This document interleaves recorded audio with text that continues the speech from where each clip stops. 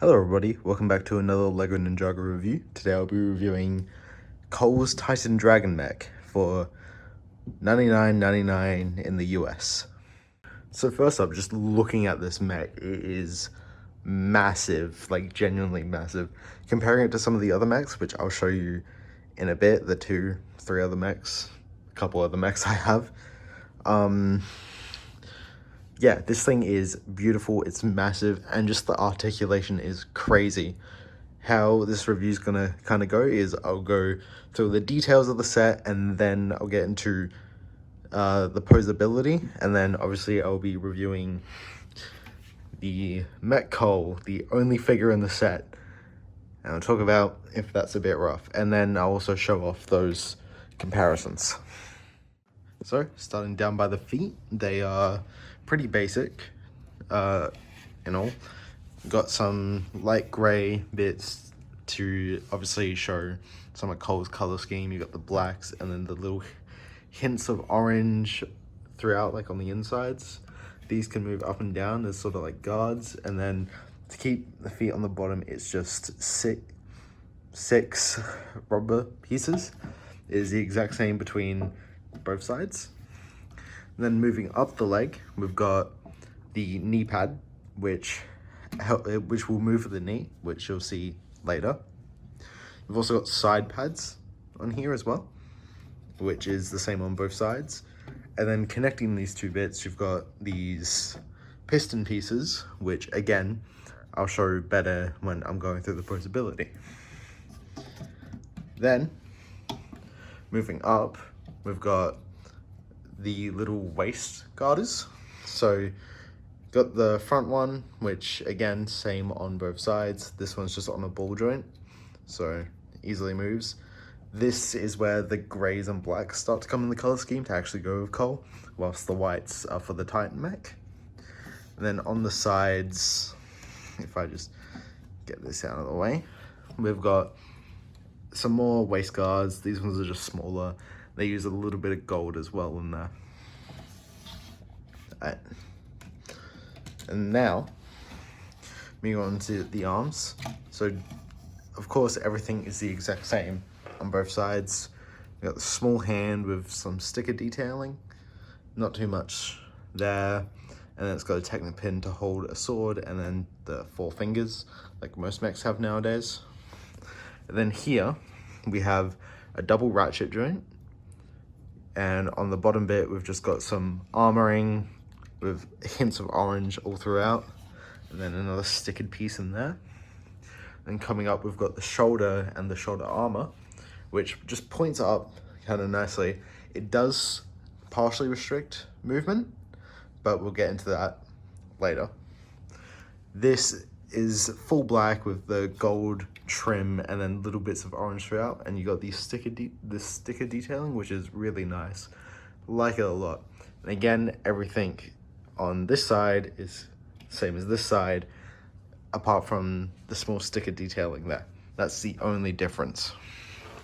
Now, moving on to the main torso, we have some sticker detailing on both sides. This one's got the letter C, I think. I could be wrong. And this one's just blank. We've got like a power core or something in the center, which is very reminiscent of like the, what's it called, Transformers. Similar to how Optimus Prime had that feature. And then moving up to the head, this one's just on a small ball joint. Love the look of the heads. I always love the mech heads. They never fail, ever. It feels a bit flat at times. These pieces here can get a bit loose, especially if you're moving the head around a bit. And then the like neck bit's just attached with some clips. And then in there is the cockpit for Cole. And to get him in, you just lift up the head and then slot him in. There's no real way to keep him still. There is, looking inside, there's some studs, but there's also like a bracket piece. But he doesn't really fit into it that well, or I just haven't been able to get him in, and I don't want him to just sit down because it's not great, like sit on the 4 studs, because it's not great. I don't want to get him stuck in there. And then finally, we've got the wings, which we'll take a closer look at, because they come off the set. Oh, God. And then we've got the 4 wings, each are on its own ratchet joint. One fell off. But then you got some clips here and on both sides. This is to hold cold swords. And then you just got the Technic there. That's essentially it for looks of the mech. It looks genuinely stunning. Some bits are a bit loose at times, and I feel like the sticker detailing at some points isn't as needed, or some bits feel a bit bland. But other than that, the overall design of the set is amazing. And now I'll show you guys some of the posability. Also, I forgot to talk about it, but here's the sword. It's made with a few pieces. This can move around, so when you're displaying it in different poses, you can have the sword face whatever way you want. And then it uses the Dune Ornithopter piece. I think I said that right. Which is genuinely massive. It's about the same size as the mech itself. And then, yeah, nice cool sword. It is pretty basic design, but it's still pretty good. So, now we're posing the mech. Starting from just the the wings. These move back and forth. I'm going to take them off because they get in the way when doing all this stuff. So they'll just go off to the side. And then both arms can go up all the way. And then also go a full 360 degrees around. And then down here, I don't know what to exactly call this joint, but at this joint, you can also turn that a full 360 degrees. And then at the elbow, you've got the double ratchet joint, so you can go all the way up. And then just a ball joint for the hands. And then exact same on the other side. I'll take the sword off just to show you. And then coming down at the waist, we've got full 360 degree waist movement, as well as legs, which have your basic movement that all legs have. We've also got a thigh joint, which again, full 360 degrees, and a knee joint, which very smooth because the knee pad just slides with it, and that's done by just slotting some bricks in and then connecting it with some clips. And then coming down to the legs, you've got full ankle movement, so you can move it all the way to the sides, back, forth, not all the way, but like it's more stable when doing so. And yeah, that's essentially all the movement throughout the set. So next I'm going to show you some poses you can get the set into. And here's one shot recreating what's on the back of the box. And this is one of a mid-air kick, and like genuinely, this is 1 foot on the floor, other one entirely up, bloody tilted on a essentially 90-degree angle, and it's actually held up pretty fine. Like it doesn't fall even though I'm shaking table a lot. It's just a bit rough sometimes trying to get it up. And then here's just one more pose. All of these poses very nice, and they're always so stable, even though I'm shaking this table a bunch and it's just so stable.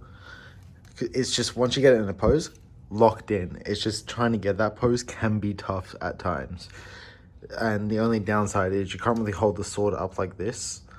Well, I guess you can like that, but like if you don't have it held onto anything, it does slowly fall down over time. And especially when you have it at certain angles, it just won't stand up. But it's just, it feels so much like its own character, like especially using the head movement. No figure inside there, it feels like it's its own living being, which feels amazing. I just feel like you don't get it too much on Lego mechs, especially some of the recent Ninjago mechs. This one, though, genuinely my favorite. Anyways, next I'm going to just compare it to a few of the other recent mechs that I've got. So here we have the previous Titan mech, the previous Mech slash the other Mech that released this year, and the previous biggest Ninjago Mech. This one's still technically the most expensive, but it came with a side build, and it was also slightly overpriced and had more minifigures, but still great set. But as you can see here, keeps the white of both mechs. Now uses the piston joints, and then overall it like the size difference. This is realistically where the previous mech stops. That's about where the cockpit is below the head, and then the wings just are like, I measured it before, the wingspan and size is almost the same size as the Shadow Dojo that released in March, minus the Blood Moon. Like, it obviously doesn't have the same depth, but it's the exact same height and width almost, or it might be slightly smaller, but still insane. But just overall, this mech is insane. I genuinely love it. It is my favorite mech. If you, I'm gonna be doing a lot of different poses. I've already got some more which I might put through this video, but you can see on my Instagram, which will be down in my description. But yeah, it's glorious. And then finally, we just have Mech Cole. Second Mech Cole figure technically we've gotten this year. I prefer the first one. The white feels just a bit off. I don't know how I feel about it. I like the mixes of orange, and like they still use the bits of gray to get it in. I think the thing that throws me off entirely is it's a black mask on a white figure, because every Ninjago figure, mask's main color always matches the suit's main color. There has rarely ever been Ninjago figures which have something different. So that's why I think this is a bit rough. But it also makes sense, because if they wanted to keep the white for the suit, but didn't want to have a white mask because people would mistake it for Zane, and it also wouldn't fit so well with the face print, which I think, again, this face print has been amazing. I haven't talked about it on here, but I do really like this face print, and like the new face, just in general.